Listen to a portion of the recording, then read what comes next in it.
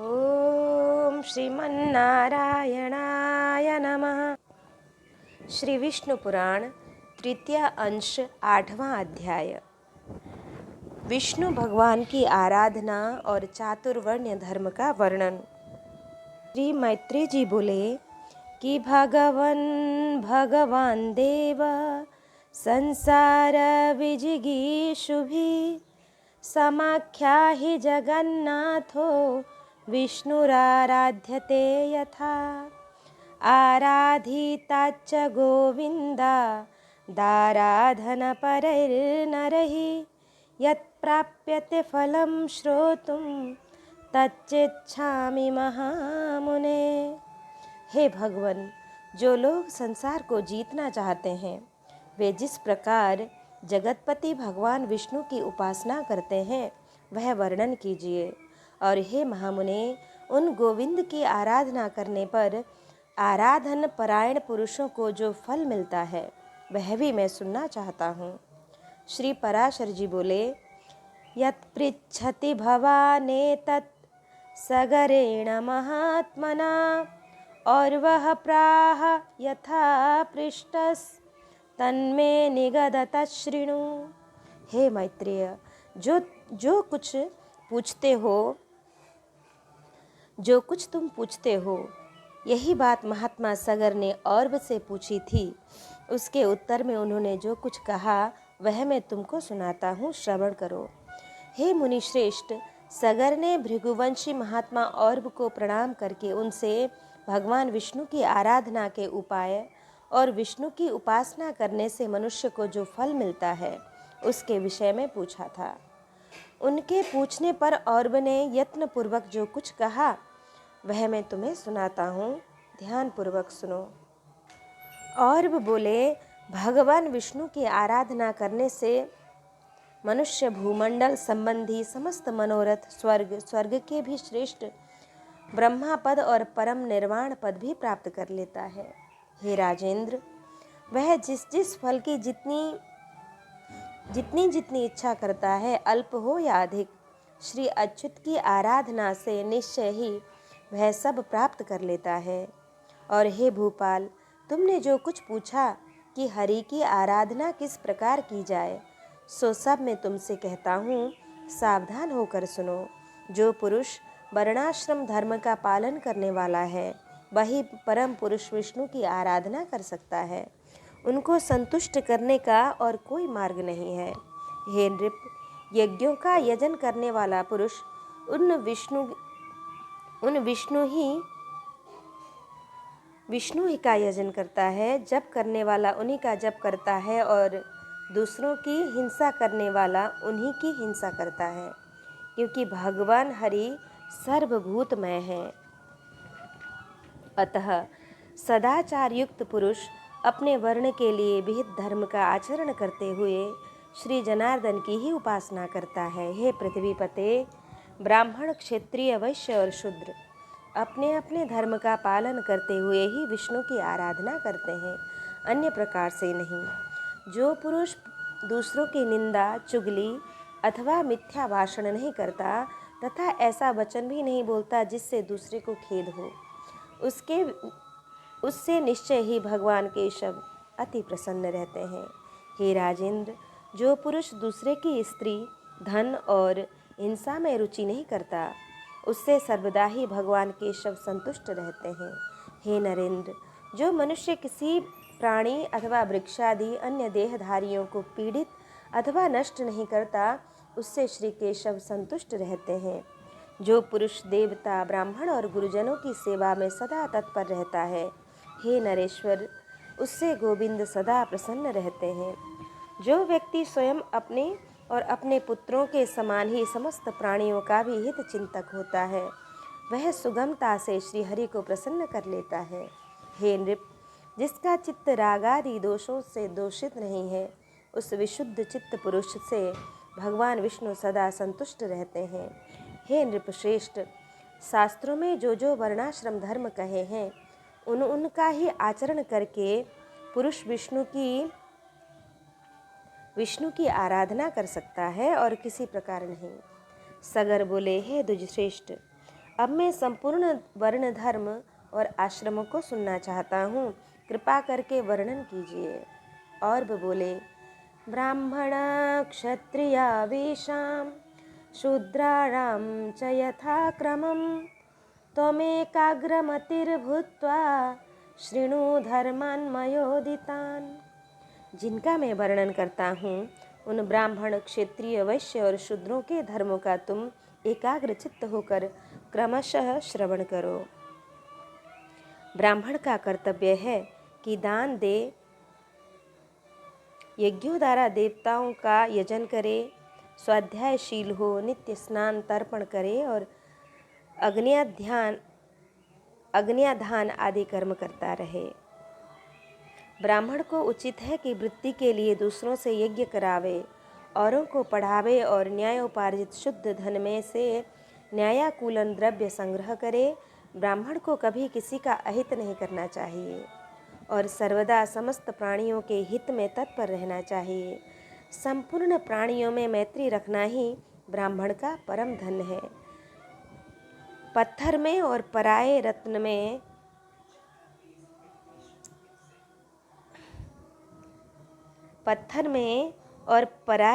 में ब्राह्मण को समान बुद्धि रखनी चाहिए।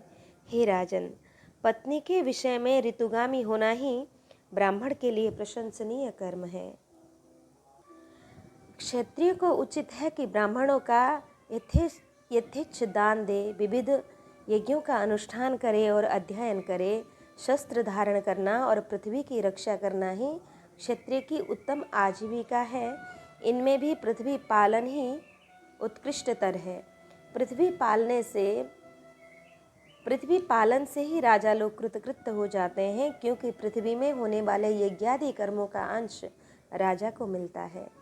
जो राजा अपने वर्ण धर्म को स्थिर रखता है वह दुष्टों को दंड देने और साधुजनों का पालन करने से अपने अभिष्ट लोगों को प्राप्त कर लेता है। हे नरनाथ, लोक पितामह ब्रह्मा जी ने वैश्यों को पशुपालन, वाणिज्य और कृषि ये जीविका रूप से दिए हैं। अध्ययन, यज्ञ, दान और नित्य नैमित्तिकादि कर्मों का अनुष्ठान ये कर्म उनके लिए भी विहित है। शूद्र का कर्तव्य यही है कि द्विजातियों की प्रयोजन सिद्धि के लिए कर्म करे और उसी से अपना पालन पोषण करे, अथवा आपातकाल में जब उक्त उपाय से जीविका निर्वाह न हो सके तो वस्तुओं के लेने बेचने अथवा कारीगरी के कामों में निर्वाह करे। अति नम्रता, शौच, निष्कपट स्वामी सेवा, मंत्रहीन यज्ञ, अस्तेय सत्संग और ब्राह्मण की रक्षा करना ये शूद्र के प्रधान धर्म है। हे राजन, शूद्र को भी उचित है कि दान दे, बलि, वैश्य देव अथवा नमस्कार आदि अल्प यज्ञों का अनुष्ठान करे, पितृश्राद्ध आदि कर्म करे, अपने आश्रित कुटुंबियों के भरण पोषण के लिए सकल वर्णों से द्रव्य संग्रह करे और ऋतुकाल में अपनी ही स्त्री से प्रसंग करे। हे नरेश्वर, इनके अतिरिक्त समस्त प्राणियों पर दया, सहनशीलता, अमानिता, सत्य, शौच, अधिक परिश्रम न करना, मंगलाचरण, प्रियवादिता, मैत्री, निष्कामता, अकृपणता और किसी के दोष न देखना ये समस्त वर्णों के सामान्य गुण हैं। सब वर्णों के सामान्य लक्षण इसी प्रकार हैं। अब इन ब्राह्मणादि चारों वर्णों के आपद धर्म और गुणों का श्रवण करो। आपत्ति के समय ब्राह्मण को क्षत्रिय और वैश्य वर्णों की वृत्ति का अवलंबन करना चाहिए तथा क्षत्रिय को केवल वैश्य वृत्ति का ही आश्रय लेना चाहिए। ये दोनों शूद्र का कर्म, सेवा आदि कभी न करे। हे राजन, इन उपरोक्त वृत्तियों की भी सामर्थ्य होने पर त्याग दे, केवल आपत्ति काल में ही इसका आश्रय ले। कर्म संकरता कर्मों का मेल न करे। हे राजन, इस प्रकार वर्ण धर्मों का वर्णन तो मैंने तुमसे कर दिया। अब आश्रम धर्मों का निरूपण और करता हूँ, सावधान होकर सुनो। ब्रह्मचर्य आदि आश्रमों का वर्णन। और वो बोले, बालः कृतोपनयो वेदाहरण तत्परा गुरु गेहे वसित भूप ब्रह्मचारी समाहितः शौचाचार व्रतं तत्र कार्यं श्रूषणं गुरोः व्रतानि चरता ग्राह्यो वेदश्च कृतबुद्धिना। हे भूपते, बालक को चाहिए कि उपनयन संस्कार के अनंतर वेदाध्ययन में तत्पर होकर ब्रह्मचर्य का अवलंबन कर सावधानतापूर्वक गुरु गृह में निवास करे। वहाँ रहकर उसे शौच और आचार व्रत का पालन करते हुए गुरु की सेवा शुश्रूषा करनी चाहिए तथा व्रतादि का आचरण करते हुए स्थिर बुद्धि से वेद अध्ययन करना चाहिए।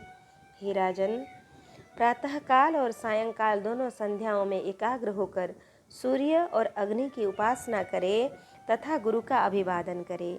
गुरु के खड़े होने पर खड़ा हो जाए, चलने पर पीछे पीछे चलने लगे तथा बैठ जाने पर नीचे बैठ जाए। हे नृपश्रेष्ठ, इस प्रकार कभी गुरु के विरुद्ध कोई आचरण न करे। गुरुजी के कहने पर ही उनके सामने बैठकर एकाग्र चित्त से वेदाध्ययन करे और उनकी आज्ञा होने पर भिक्षान्न भोजन करे। जल में प्रथम आचार्य को स्नान कर चुकने पर फिर स्वयं स्नान करे तथा प्रतिदिन प्रातःकाल गुरुजी के लिए समिधा, जल, कुश, पुष्पादि लाकर जुटा दे। इस प्रकार अपना अभिमत वेद पाठ समस्त कर चुकने पर बुद्धिमान शिष्य गुरुजी की आज्ञा से उन्हें गुरु दक्षिणा देकर गृहस्थाश्रम में प्रवेश करे। हे राजन, फिर विधि पूर्वक पाणी ग्रहण कर अपनी वर्णानुकूल वृत्ति से द्रव्योपार्जन करता हुआ सामर्थ्य अनुसार समस्त गृह कार्य करता रहे। पिंड दानादि से पितृगण की, यज्ञादि से देवताओं की, अन्नदान से अतिथियों की, स्वाध्याय से ऋषियों की, पुत्रोत्पत्ति से प्रजापति की, बलियों अन्नभाग से भूतगण की तथा वात्सल्य भाव से संपूर्ण जगत की पूजा करते हुए पुरुष अपने कर्मों द्वारा मिले हुए उत्तम उत्तम लोकों को प्राप्त कर लेता है। जो केवल भिक्षावृत्ति से ही रहने वाले परिव्राजक और ब्रह्मचारी आदि हैं, उनका आश्रय भी गृहस्थाश्रम ही है, अतः यह सर्वश्रेष्ठ है। हे राजन, विप्रगण वेदाध्ययन, तीर्थ स्नान और देश दर्शन के लिए पृथ्वी पर्यटन किया करते हैं। उनमें से जितना कोई निश्चित गृह अथवा भोजन प्रबंध नहीं होता और जो जहाँ सायंकाल हो जाता है वहीं ठहर जाते हैं, उन सब का आधार और मूल गृहस्थाश्रम ही है। हे राजन, ऐसे लोग जब घर आवें तो उनका कुशल प्रश्न और मधुर वचनों से स्वागत करें तथा शय्या, आसन और भोजन के द्वारा उनका यथाशक्ति सत्कार करे। जिसके घर में अतिथि निराश होकर लौट जाता है, उसे अपने समस्त दुष्कर्म देकर वह अतिथि उनके पुण्य कर्म को स्वयं ले जाता है। गृहस्थ के लिए अतिथि के प्रति अपमान, अहंकार और दंभ का आचरण करना, उसे देकर पछताना, उस पर प्रहार करना अथवा उससे कटु भाषण करना उचित नहीं है। इस प्रकार जो गृहस्थ अपने परम धर्म का पूर्णतया पालन करता है, वह समस्त बंधनों से मुक्त होकर अत्युत्तम लोकों को प्राप्त कर लेता है। हे राजन, इस प्रकार गृहस्थोचित कार्य करते करते जिसकी अवस्था ढल गई हो, उस गृहस्थ को उचित है कि स्त्री को पुत्रों के प्रति सौंप कर अथवा अपने साथ लेकर वन को चला जाए। वहाँ पत्र, मूल, फल आदि का आहार करता हुआ लोम, श्मश्रु, दाढ़ी मूछ और जटाओं को धारण कर पृथ्वी पर शयन करे और मनोवृत्ति का अवलंबन कर सब प्रकार अतिथि की सेवा करे। उसे चर्म, काश और कुशाओं से अपना बिछौना तथा ओढ़ने का वस्त्र बनाना चाहिए। हे नरेश्वर, उस मुनि के लिए त्रिकाल स्नान का विधान है। इसी प्रकार देव पूजन, होम, सब अतिथियों का सत्कार, भिक्षा और बलिर्वैश्य देव भी उसके विहित कर्म है। हे राजेंद्र, वन्य तैलादि को शरीर में मलना और शीतोष्ण का सहन करते हुए तपस्या में लगे रहना उसके प्रशस्त कर्म है। जो वानप्रस्थ मुनि इन नियत कर्मों का आचरण करता है, वह अपने समस्त दोषों को अग्नि के समान भस्म कर और नित्य लोकों को प्राप्त कर देता है। हे नृप, पंडित गण जिस चतुर्थ आश्रम को भिक्षु आश्रम कहते हैं, अब मैं उसके स्वरूप का वर्णन करता हूँ, सावधान होकर सुनो। हे नरेंद्र, तृतीय आश्रम के अनंतर पुत्र, द्रव्य और स्त्री आदि के स्नेह को सर्वथा त्याग कर तथा मात्सर्य को छोड़कर चतुर्थ आश्रम में प्रवेश करे। हे पृथ्वीपते, भिक्षु को उचित है कि अर्थ, धर्म और काम रूप त्रिवर्ग संबंधी समस्त कर्मों को छोड़ दे, शत्रु मित्र आदि में समान भाव रखे और सभी जीवों का सुहृद हो। निरंतर समाहित रहकर जरायुज, अंडज और स्वेदज आदि समस्त जीवों से मन, वाणी अथवा कर्म द्वारा कभी द्रोह न करे तथा सब प्रकार की आसक्ति को त्याग दे। ग्राम में 1 रात और पुर में 5 रात तक रहे तथा इतने दिन भी तो इस प्रकार रहे जिससे किसी को प्रेम अथवा द्वेष न हो। जिस समय घरों में अग्नि शांत हो जाए और लोग भोजन कर चुके, उस समय प्राण रक्षा के लिए उत्तम वर्णों में भिक्षा के लिए जाए। परिव्राजक को चाहिए कि काम, क्रोध तथा दर्प, लोभ और मोह आदि समस्त दुर्गुणों को छोड़कर ममता शून्य होकर रहे।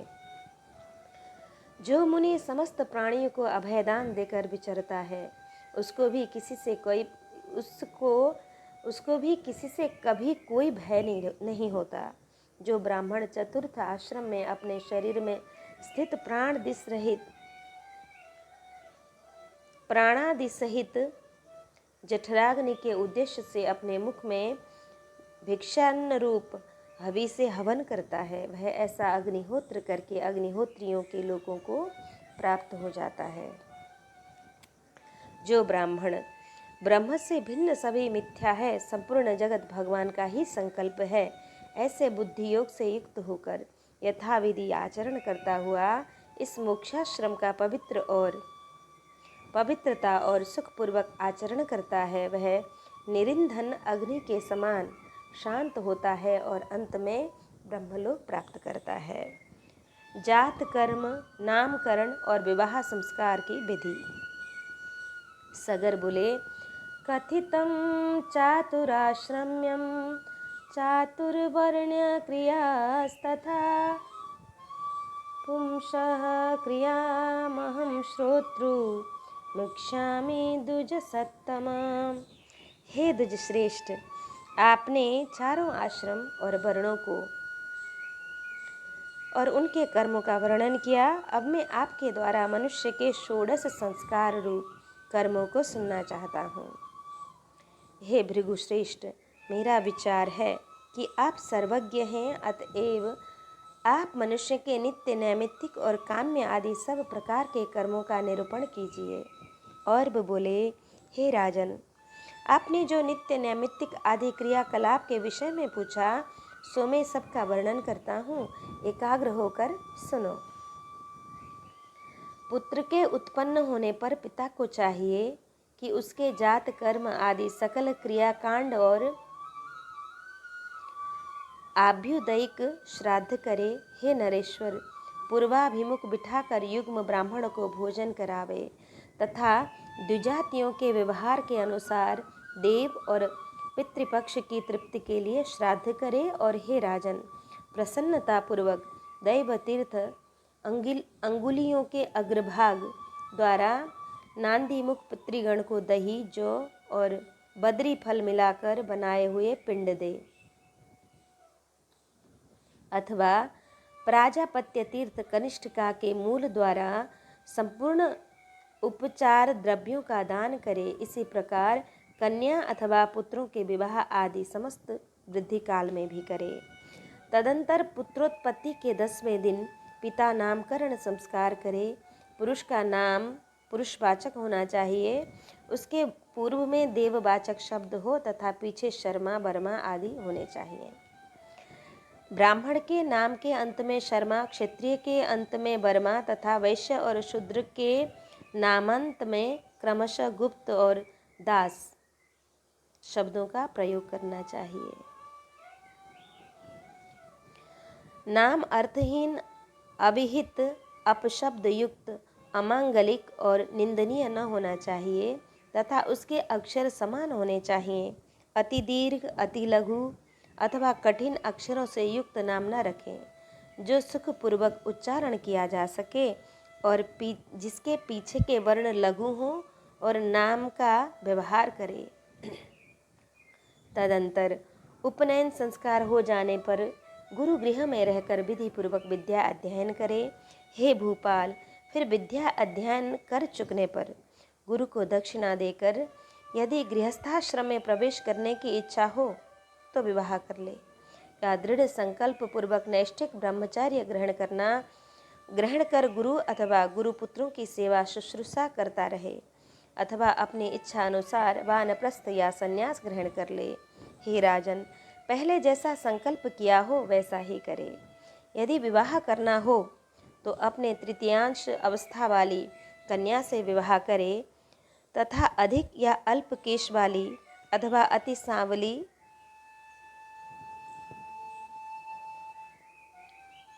या पांडुवर्ण भूरे रंग की स्त्री से संबंध न करे, जिसके जन्म से ही अधिक या न्यून अंग हों, जो अपवित्र, रोम युक्त, अकुलीना अथवा रोगिणी हो, उस स्त्री से पाणी ग्रहण न करे। बुद्धिमान पुरुष को उचित है कि जो दुष्ट स्वभाव वाली हो, कटुभाषिणी हो, माता अथवा पिता के अनुसार अंगहीना हो, जिसके श्मश्रु मूँछों के चिन्ह हों, जो पुरुष के से आकार वाली हो अथवा घर घर शब्द करने वाली अति मंद या कौवे के समान कटु स्वर वाली हो तथा पक्ष्म शून्या या गोल नेत्रों वाली हो, उस स्त्री से विवाह न करे। जिसकी जंघाओं पर रोम हो, जिसके गुल्फ टखने ऊंचे हों तथा हंसते समय जिसके कपोलों में गड्ढे पड़ते हों, उस कन्या से विवाह न करे। जिसकी कांति अत्यंत उदासीन हो, नख पांडुवर्ण हों, नेत्र लाल हों तथा हाथ पैर कुछ भारी हों, बुद्धिमान पुरुष उस कन्या से संबंध न करे। जो अति बामन, नाटी अथवा अति दीर्घ लंबी हो, जिसकी भ्रिकुटियाँ जुड़ी हुई हों, जिसके दांतों में अधिक अंतर हो तथा जो दंतुर आगे के दांत निकले हुए मुख वाली हो, उस स्त्री से कभी विवाह न करे। हे राजन, मातृपक्ष से 5वीं पीढ़ी तक और पितृपक्ष से 7वीं पीढ़ी तक जिस कन्या का संबंध न हो, गृहस्थ पुरुष को नियम अनुसार उसी से विवाह करना चाहिए। ब्राह्म, दैव, आर्ष, प्राजापत्य, आसुर, गांधर्व, राक्षस और पैशाच, ये 8 प्रकार के विवाह हैं। इनमें से जिस विवाह को जिस वर्ण के लिए महर्षियों ने धर्मानुकूल कहा है, उसी के द्वारा दार परिग्रह करे, अन्य विधियों को छोड़ दे। इस प्रकार सहधर्मिणी को प्राप्त कर उसके साथ गार्हस्थ्य धर्म का पालन करे, क्योंकि उसका पालन करने पर वह महान फल देने वाला होता है। गृहस्थ संबंधी सदाचार का वर्णन। सगर बोले कि गृहस्थस्य सदाचारं श्रोतुमिच्छामहं मुने, लोकादस्मात् परस्माच्च यमातिष्ठन्न हीयते। हे मुने, मैं गृहस्थ के सदाचारों को सुनना चाहता हूँ, जिनका आचरण करने से वह इहलोक और परलोक दोनों जगह पतित नहीं होता। और वे बोले, हे पृथ्वीपाल, तुम सदाचार के लक्षण सुनो। सदाचारी पुरुष इहलोक और परलोक दोनों को ही जीत लेता है। सत शब्द का अर्थ साधु है और साधु वही है जो दोष रहित हो। उस साधु पुरुष का जो आचरण होता है उसी को सदाचार कहते हैं। हे राजन, इस सदाचार के वक्ता और कर्ता सप्तर्षिगण मनु एवं प्रजापति हैं। हे नृप, बुद्धिमान पुरुष स्वस्थ चित्त से ब्रह्म मुहूर्त में जग कर अपने धर्म और धर्माविरोधी अर्थ का चिंतन करे तथा जिसमें धर्म और अर्थ की क्षति न हो ऐसे काम का भी चिंतन करे। इस प्रकार दृष्ट और अदृष्ट अनिष्ट की निवृत्ति के लिए धर्म, अर्थ और काम, इस त्रिवर्ग के प्रति समान भाव रखना चाहिए। हे नृप, धर्म विरुद्ध अर्थ और काम दोनों का त्याग कर दे तथा ऐसे धर्म का भी आचरण न करे और उत्तर काल में दुखमय अथवा समाज विरुद्ध हो। हे नरेश्वर, तदंतर ब्रह्म मुहूर्त में उठकर प्रथम मूत्र त्याग करे। ग्राम में नैऋत्य कोण में जितनी दूर बाढ़ जा सकता है उससे आगे बढ़कर अथवा अपने निवास स्थान से दूर जाकर मलमूत्र त्याग करे। पैर धोया हुआ और झूठा जल अपने घर के आंगन में न डाले। अपनी या वृक्ष की छाया के ऊपर तथा गौ, सूर्य, अग्नि, वायु, गुरु और द्विजातीय पुरुष के सामने बुद्धिमान पुरुष कभी मलमूत्र न त्यागे। इसी प्रकार हे पुरुषर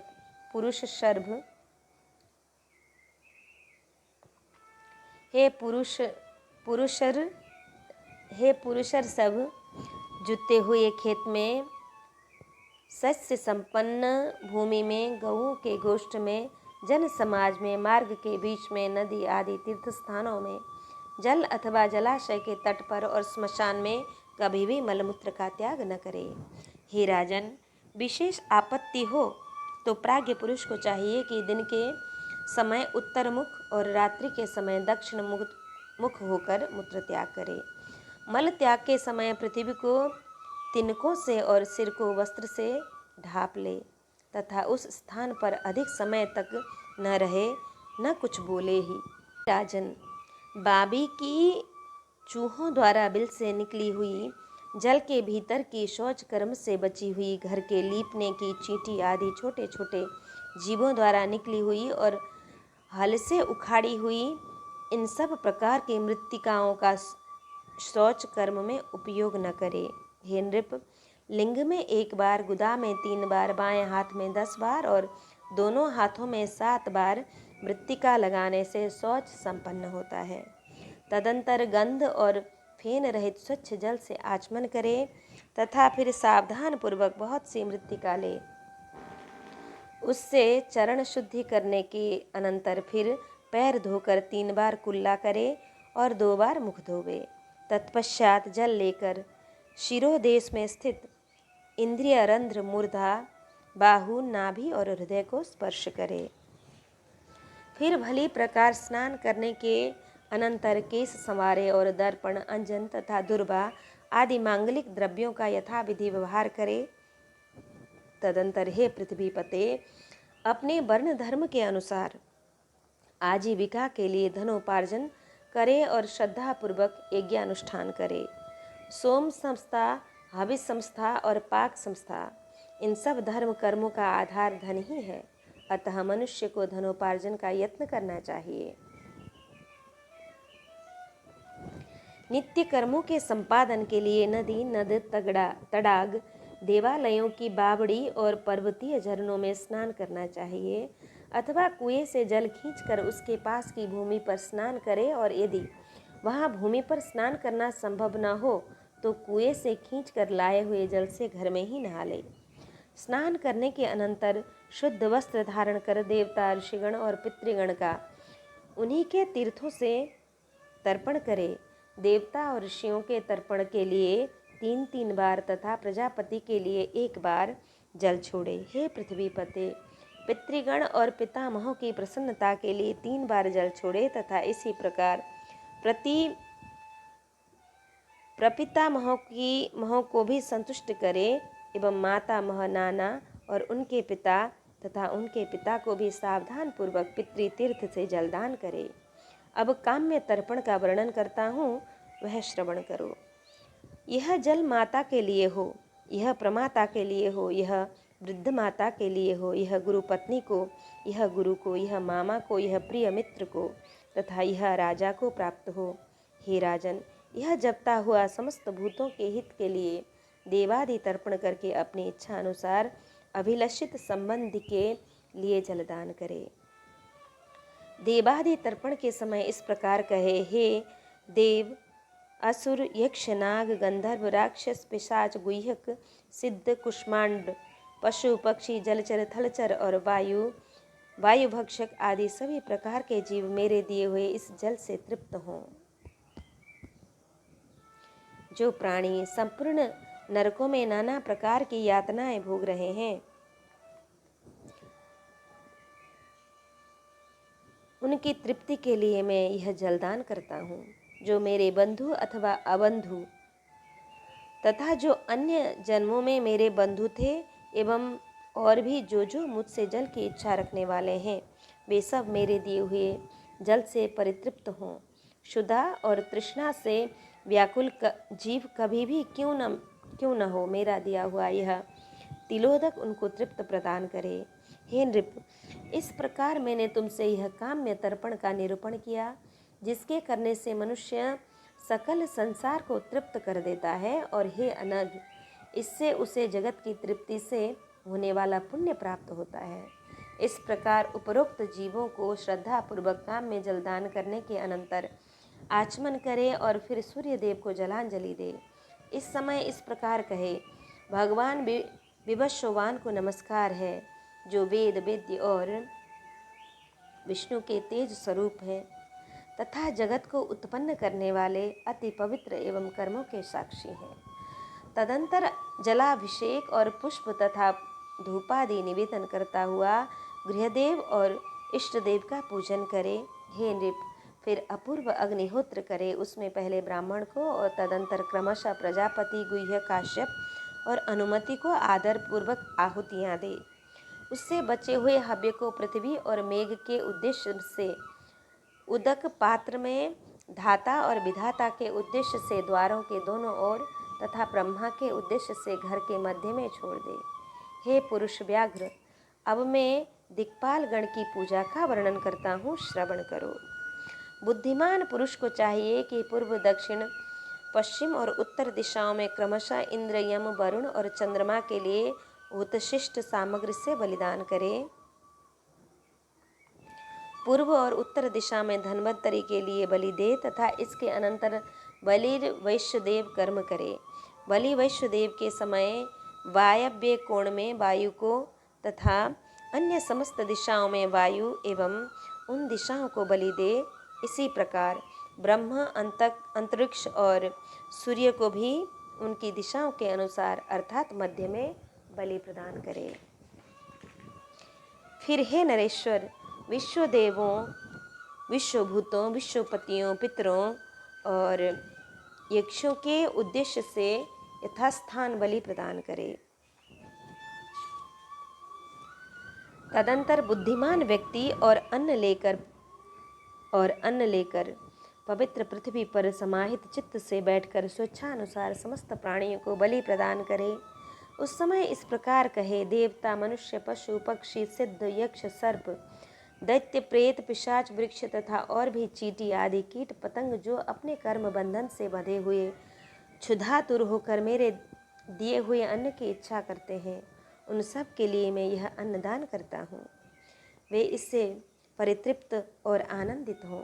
जिनके माता पिता अथवा कोई बंधु नहीं है तथा अन्न प्रस्तुत करने का साधन और अन्न भी नहीं है, उनकी तृप्ति के लिए पृथ्वी पर मैंने यह अन्न रखा है। वे इससे तृप्त होकर आनंदित हों। संपूर्ण प्राणी यह अन्न और मैं सभी विष्णु हैं, क्योंकि उनसे भिन्न और कुछ है ही नहीं। अतः मैं समस्त भूतों का शरीर रूप यह अन्न उनके पोषण के लिए दान करता हूँ। यह जो 14 प्रकार का भूत समुदाय है, उससे जितने भी प्राणीगण अवस्थित हैं, उन सब की तृप्ति के लिए मैंने यह अन्न प्रस्तुत किया है। वे इससे प्रसन्न हो। इस प्रकार उच्चारण करके गृहस्थ पुरुष श्रद्धापूर्वक समस्त जीवों के उपकार के लिए पृथ्वी में अन्नदान करे, क्योंकि गृहस्थ ही सबका आश्रय है। हे नरेश्वर, तदंतर कुत्ता, चांडाल, पक्षीगण तथा और भी जो कोई पतित एवं पुत्रहीन पुरुष हो, उनकी तृप्ति के लिए पृथ्वी में बलि भाग दे। फिर गोदहन काल पर्यंत अथवा इच्छा अनुसार इससे भी कुछ अधिक देर अतिथि ग्रहण करने के लिए घर के आंगन में रहे यदि अतिथि आ जाए तो उसका स्वागतादि से तथा आसन देकर और चरण धोकर सत्कार करे। फिर श्रद्धापूर्वक भोजन कराकर मधुर वाणी से प्रश्नोत्तर करके तथा उसके जाने के समय पीछे पीछे जाकर उनको प्रसन्न करे। जिसके कुल और नाम का कोई पता न हो तथा अन्य देश से आया हो, उसी अतिथि का सत्कार करे। अपने ही गांव में रहने वाले पुरुष की अतिथि रूप से पूजा करनी उचित नहीं है। जिसके पास कोई सामग्री न हो, जिससे कोई संबंध न हो, जिसके कुल शील का कोई पता न हो और जो भोजन करना चाहता हो, उस अतिथि का सत्कार किए बिना भोजन करने से मनुष्य अधोगति को ही प्राप्त होता है। गृहस्थ पुरुष को चाहिए कि आए हुए अतिथि के अध्ययन, गोत्र, आचरण और कुल आदि के विषय में कुछ भी न पूछकर हिरण्यगर्भ बुद्धि से उसकी पूजा करे। हे नृप, अतिथि सत्कार के अनंतर अपने ही देश के एक और पांचयज्ञिक ब्राह्मण को, जिसके आचार और कुल आदि का ज्ञान हो, पितृगण के लिए भोजन करावे। हे भूपाल, मनुष्य यज्ञ की विधि से मनुष्येभ्यो हन्तः इत्यादि मंत्रोच्चारण पूर्वक पहले ही निकाल कर अलग रखे हुए हंतकार नामक अन्न से उस श्रोत्रिय ब्राह्मण को भोजन करावे। इस प्रकार देवता, अतिथि और ब्राह्मण को ये 3 भिक्षाएं देकर, यदि सामर्थ्य हो तो परिव्राजक और ब्रह्मचारियों को भी बिना लौटाए हुए इच्छानुसार भिक्षा दे। 3 पहले तथा भिक्षुगण ये चारों अतिथि कहलाते हैं। हे राजन, इन चारों का पूजन करने से मनुष्य समस्त पापों से मुक्त हो जाता है। जिसके घर से अतिथि निराश होकर लौट जाता है, उसे वह अपने पाप देकर उसके शुभ कर्म को ले जाता है। हे नरेश्वर, धाता, प्रजापति, इंद्र, अग्नि, वसुगण और अर्यमा ये समस्त देवगण अतिथि में प्रविष्ट होकर अन्न भोजन करते हैं। अतः मनुष्य को अतिथि पूजा के लिए निरंतर प्रयत्न करना चाहिए। जो पुरुष अतिथि के बिना भोजन करता है, वह केवल पाप ही भोग करता है। तदंतर गृहस्थ पुरुष पितृगृह में रहने वाले विवाहिता कन्या, दुखिया और गर्भिणी स्त्री तथा वृद्ध और बालकों को संस्कृत अन्न से भोजन कराकर अंत में स्वयं भोजन करे। इन सब को भोजन कराए बिना जो स्वयं भोजन कर लेता है, वह पापमय भोजन करता है और अंत में मरकर नरक में श्लेष्म भोजी कीट होता है। जो व्यक्ति स्नान किए बिना भोजन करता है, वह मल भक्षण करता है। जब किए बिना भोजन करने वाला रक्त और पूय पान करता है, संस्कारहीन अन्न खाने वाला मूत्र पान करता है तथा जो बालक, वृद्ध आदि से पहले आहार करता है, वह विष्टाहारी है। इसी प्रकार बिना होम किए भोजन करने वाला मानो कीड़ों को खाता है और बिना दान किए खाने वाला विषभोजी है। अतः हे राजेंद्र, गृहस्थ को जिस प्रकार भोजन करना चाहिए, जिस प्रकार भोजन करने से पुरुष को पाप बंधन नहीं होता तथा इहलोक में अत्यंत आरोग्य, बल, बुद्धि की प्राप्ति और अरिष्टों की शांति होती है और जो शत्रु पक्ष का ह्रास करने वाली है, वह भोजन विधि सुनो। गृहस्थ को चाहिए कि स्नान करके अनंतर यथाविधि देव, ऋषि और पितृगण का तर्पण करके हाथ में उत्तम रत्न धारण किए पवित्रता पूर्वक भोजन करे। हे नृप, जब तथा अग्निहोत्र के अनंतर शुद्ध वस्त्र धारण कर अतिथि, ब्राह्मण, गुरुजन और अपने आश्रित बालक एवं वृद्धों को भोजन करा सुंदर सुगंध युक्त उत्तम पुष्पमाला तथा एक ही वस्त्र धारण किए हाथ, पांव और मुंह धोकर विधि पूर्वक भोजन करे। हे राजन, भोजन के समय इधर उधर न देखे। मनुष्य को चाहिए कि पूर्व अथवा उत्तर की ओर मुख करके अन्य मना न होकर उत्तम और पथ्य अन्न को प्रोक्षण के लिए रखे हुए मंत्रपूत जल से छिटक कर भोजन करे। जो अन्न दुराचारी व्यक्ति का लाया हुआ हो, घृणाजनक हो अथवा बलि वैश्य भले वैश्य देव आदि संस्कार शून्य हो, उसको ग्रहण न करे। हे द्विज, गृहस्थ पुरुष अपने खाद्य में कुछ अंश अपने शिष्य तथा अन्य भूखे प्यासों को देकर उत्तम और शुद्ध पात्र में शांत चित्त से भोजन करे। हे नरेश्वर, किसी बेत आदि के आसन, कुर्सी आदि पर रखे हुए पात्र में, अयोग्य स्थान में, असमय संध्या काल आदि में अथवा अत्यंत संकुचित स्थान में कभी भोजन न करे। मनुष्य को चाहिए कि परोसे हुए भोजन का अग्रभाग अग्निदेव को देकर भोजन करे। हे नृप, जो अन्न मंत्रपूत और प्रशस्त हो तथा जो बासी न हो, उसी को भोजन करे। परंतु फल मूल और सूखी शाखाओं तथा बिना पकाए हुए लेह्य चटनी आदि और गुड़ के पदार्थों के लिए ऐसा नियम नहीं है। हे नरेश्वर, सारहीन पदार्थों को कभी न खाए। हे पृथ्वीपते, विवेकी पुरुष मधु, जल, दही, घी और सत्तू के सिवा और किसी पदार्थ को पूरा न खाए। भोजन एकाग्र चित्त होकर करे तथा प्रथम मधुरस, फिर लवण और अम्ल, खट्टा रस तथा अंत में कटु और तीखे पदार्थों को खाए।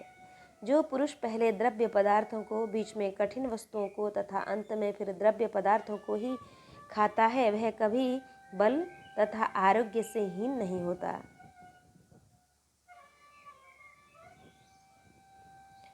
इस प्रकार वाणी का संयम करके अनिषिद्ध अन्न भोजन करे, अन्न की निंदा न करे, प्रथम 5 ग्रास अत्यंत मौन होकर ग्रहण करे, उनसे पंच प्राणों की तृप्ति होती है। भोजन के अनंतर भली प्रकार आचमन करे और फिर पूर्व या उत्तर की ओर मुख करके हाथों को उनके मूल देश तक धोकर विधिपूर्वक आचमन करे। तदंतर स्वस्थ और शांत चित्त से आसन पर बैठकर अपने इष्ट देवों का चिंतन करे और इस प्रकार कहे, प्राण रूप पवन से प्रज्वलित हुआ जठराग्नि आकाश के द्वारा अवकाश युक्त अन्न का परिपाक करे और फिर अन्न रस से मेरे शरीर के पार्थिव धातुओं को पुष्ट करे, जिससे मुझे सुख प्राप्त हो। यह अन्न मेरे शरीरस्थ पृथ्वी, जल, अग्नि और वायु का बल बढ़ाने वाला हो और इन चारों तत्वों के रूप में परिणत हुआ यह अन्न ही मुझे निरंतर सुख देने वाला हो। यह अन्न मेरे प्राण, अपान, समान, उदान और व्यन की पुष्टि करे तथा मुझे भी निर्बाध सुख की प्राप्ति हो। मेरे खाए हुए संपूर्ण अन्न का अगस्ती नामक अग्नि और बड़वानल परिपाक करे, मुझे उसके परिमाण से होने वाला सुख प्रदान करें और उससे मेरे शरीर को आरोग्यता प्राप्त हो। देह और इंद्रियादि के अधिष्ठाता एकमात्र भगवान विष्णु ही प्रधान है। इस सत्य के बल से मेरा खाया हुआ समस्त अन्न परिपक्व होकर मुझे आरोग्यता प्रदान करे।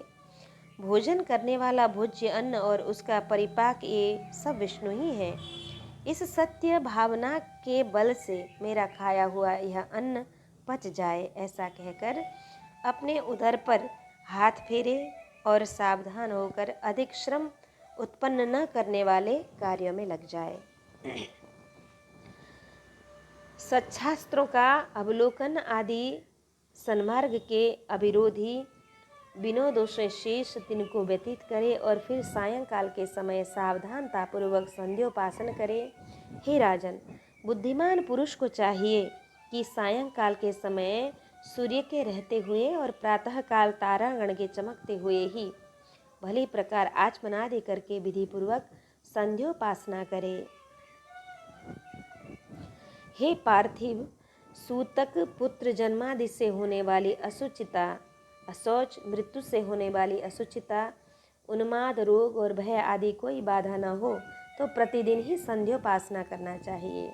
जो पुरुष रुग्णावस्था को छोड़कर और कभी सूर्य के उदय अथवा अस्त के समय सोता है, वह प्रायश्चित्त का भागी होता है। अतः हे महापते, गृहस्थ पुरुष सूर्योदय से पूर्व ही उठकर प्रातः संध्या करे और सायंकाल में भी तत्कालीन संध्या वंदन करे, सोवे नहीं। हे नृप, जो पुरुष प्रातः अथवा सायंकालीन संध्योपासना नहीं करते, वे दुरात्मा अंधतामिश्र नरक में पड़ते हैं। तदंतर हे पृथ्वी पते, सायंकाल के समय सिद्ध किए हुए अन्न से गृहपत्नी मंत्रहीन बलिर वैश्यदेव करे, उस समय भी उसी प्रकार स्वपच आदि के लिए अन्नदान किया जाता है। बुद्धिमान पुरुष उस समय आए हुए अतिथि का भी सामर्थ्यानुसार सत्कार करे। हे राजन, प्रथम पाम धुलावे आसन देने और स्वागत सूचक विनम्र वचन कहने से तथा फिर भोजन कराने और शयन कराने से अतिथि का सत्कार किया जाता है।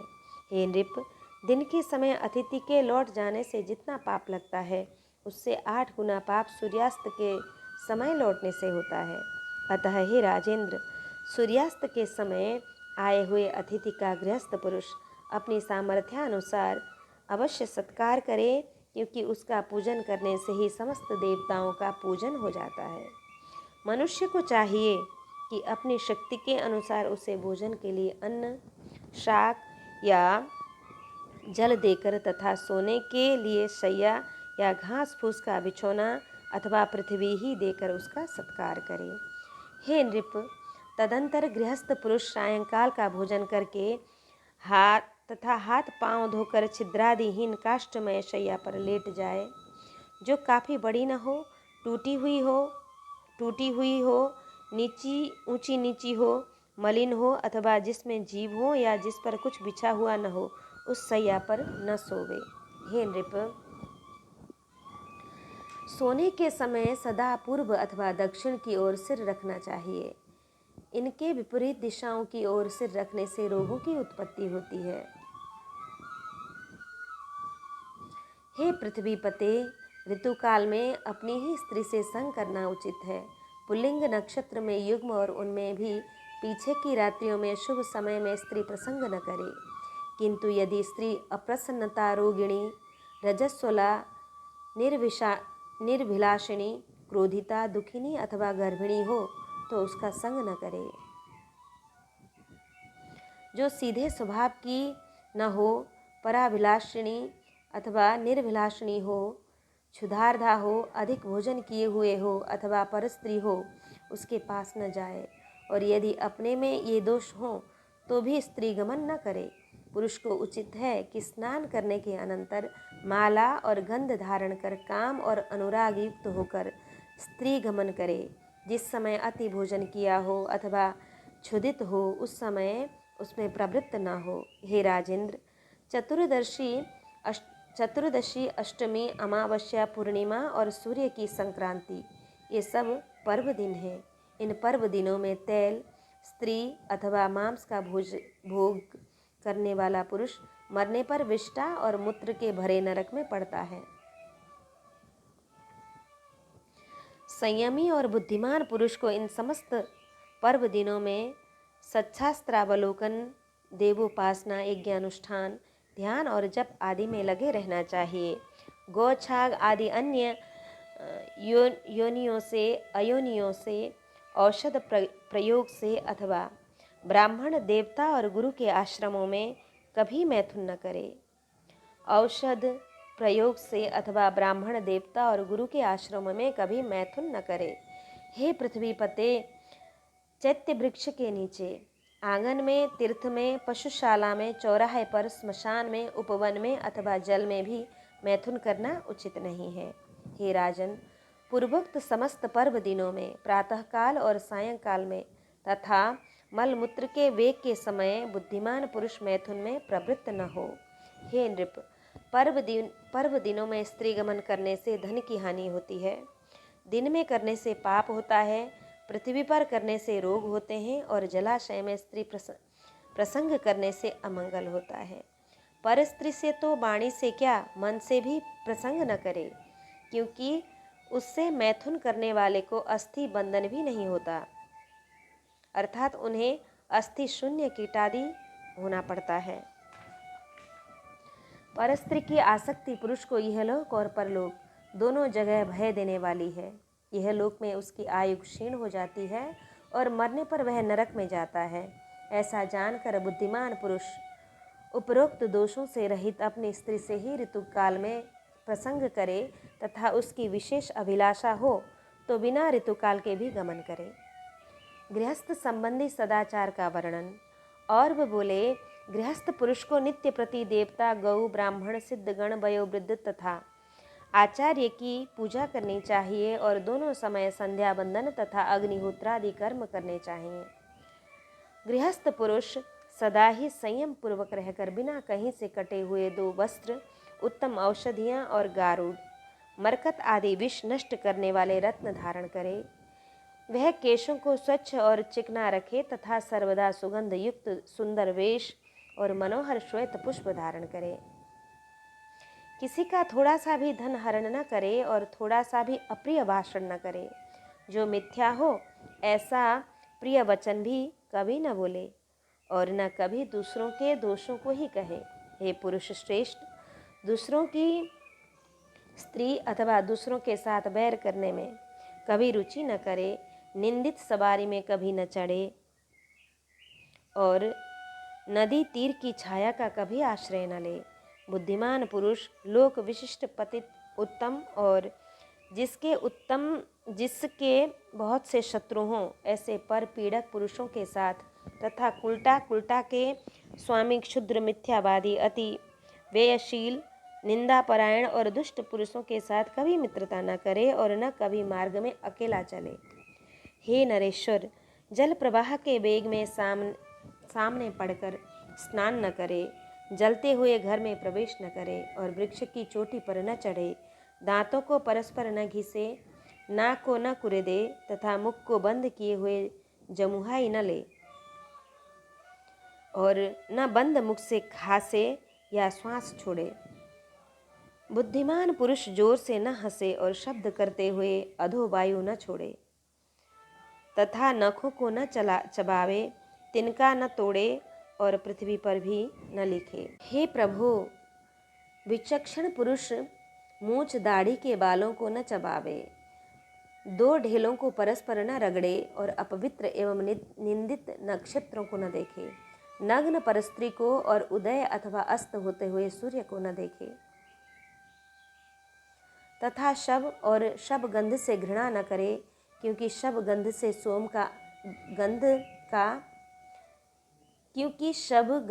सोम का अंश है। चौराहा, चैत्य वृक्ष, स्मशान, उपवन और दुष्टा स्त्री की समीपता, इन सब का रात्रि के समय सर्वदा त्याग करे। बुद्धिमान पुरुष अपने पूजनीय देवता, ब्राह्मण, तेजोमय पदार्थों की छाया को कभी न लांघे तथा शून्य बनखंडी और शून्य घर में कभी अकेला न रहे। केश, अस्थि, कंटक, अपवित्र वस्तु, बलि, भस्म, तुष तथा स्नान के कारण भीगी हुई पृथ्वी का दूर ही से त्याग करे। प्राज्ञ पुरुष को चाहिए कि अनार्य व्यक्ति का संग न करे, कुटिल पुरुष में आसक्त न हो, सर्प के पास न जाए और जग पड़ने पर अधिक देर तक लेटा न रहे।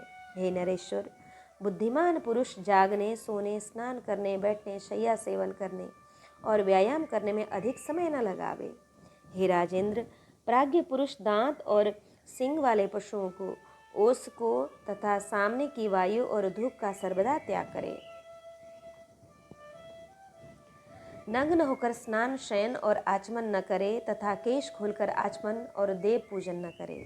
होम तथा देवार्चन आदि क्रियाओं में, आचमन में, पुण्याह वाचन में और जप में एक वस्त्र धारण करके प्रवृत्त न हो। संशयशील व्यक्तियों के साथ कभी न रहे। सदाचारी पुरुषों का तो आधे क्षण का संग भी अति प्रशंसनीय होता है। बुद्धिमान पुरुष उत्तम अथवा अधम व्यक्तियों से विरोध न करे। हे राजन, विवाह और विवाद सदा समान व्यक्तियों से ही होना चाहिए। प्राज्ञ पुरुष कलह न बढ़ावे तथा व्यर्थ वैर का भी त्याग करे। थोड़ी सी हानि सह ले, किंतु वैर से कुछ लाभ होता हो तो भी उसे छोड़ दे। स्नान करने के अनंतर स्नान से भीगी हुई धोती अथवा हाथों से शरीर को न पोंछे तथा खड़े खड़े केशों को न झाड़े और आचमन भी न करे। पैर के ऊपर पैर न रखे, गुरुजनों के सामने पैर न फैलावे और धृष्टतापूर्वक उनके सामने कभी उच्चासन पर न बैठे। देवालय, चौराहा, मांगलिक द्रव्य और पूज्य व्यक्ति इन सब को बाईं ओर रखकर न निकले तथा इनके विपरीत वस्तुओं को दाईं ओर रखकर न जाए। चंद्रमा, सूर्य, अग्नि, जल, वायु और पूज्य व्यक्तियों के सम्मुख पंडित पुरुष मलमूत्र त्याग न करे और न थूके ही। खड़े खड़े अथवा मार्ग में मूत्र त्याग न करे तथा श्लेमा, थूक, विष्ठा, मूत्र और रक्त को कभी न लांघे। भोजन, देव पूजा, मांगलिक कार्य और जप होमादि के समय तथा महापुरुषों के सामने थूकना और छींकना उचित नहीं है। बुद्धिमान पुरुष स्त्रियों का अपमान न करे, उनका विश्वास भी न करे तथा उनसे ईर्ष्या और उनका तिरस्कार भी न करे।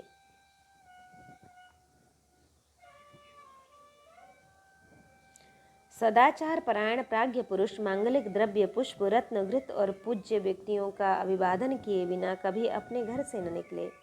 चौराहों को नमस्कार करे, यथा समय अग्निहोत्र करे और दिन दुखियों का उद्धार करे और बहुश्रुत साधु पुरुषों का सत्संग करे।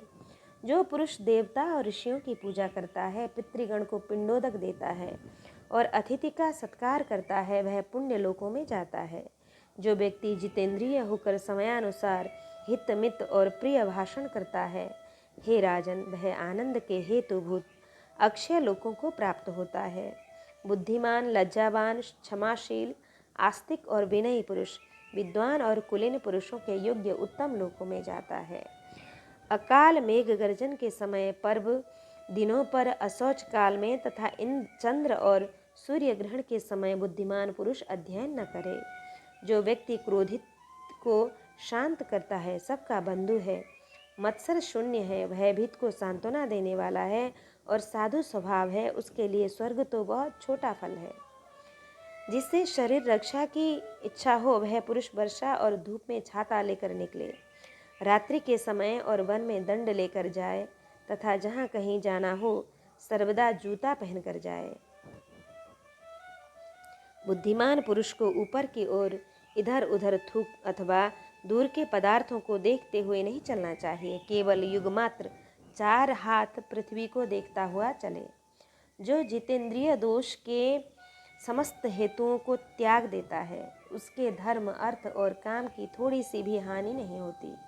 जो विद्या, विनय संपन्न, सदाचारी, प्राज्ञ पुरुष पापी के प्रति पाप में व्यवहार नहीं करता, कुटिल पुरुषों से प्रिय भाषण करता है, वह तथा जिसका अंतःकरण मैत्री से द्रवीभूत रहता है, मुक्ति उसी की मुट्ठी में रहती है। जो विद्या, विनय संपन्न, सदाचारी, प्राज्ञ पुरुष पापी के प्रति पाप में व्यवहार नहीं करता, कुटिल पुरुषों से प्रिय भाषण करता है तथा जिसका अंतःकरण मैत्री से द्रवीभूत रहता है, उसी मुक्ति उसी की मुट्ठी में रहती है। जो वितराग महापुरुष कभी काम, क्रोध और लोभादि के वशीभूत नहीं होते तथा सर्वदा सदाचार में स्थित रहते हैं, उनके प्रभाव से ही पृथ्वी टिकी हुई है। अतः प्राज्ञ पुरुष को वही सत्य कहना चाहिए जो दूसरों की प्रसन्नता का कारण हो। यदि किसी सत्य वाक्य के कहने से दूसरे को दुख होता जाने तो मौन रहे। यदि प्रिय वाक्यों को भी अहितकर समझे तो उसे न कहे। उस अवस्था में तो हितकर वाक्य ही कहना अच्छा है, भले ही वह अत्यंत अप्रिय क्यों न हो। जो कार्य यहलोक और परलोक में प्राणियों के हित का साधक हो, मतिमान पुरुष मन, वचन और कर्म से उसी का आचरण करे। इति श्री विष्णु पुराणे तृतीयांशे 12वाध्याय। श्री कृष्ण गोविंद हरे मुरारे, हे नाथ नारायण वासुदेव, अनंत वैकुंठ मुकुंद कृष्णा, गोविंद दामोदर माधवेति।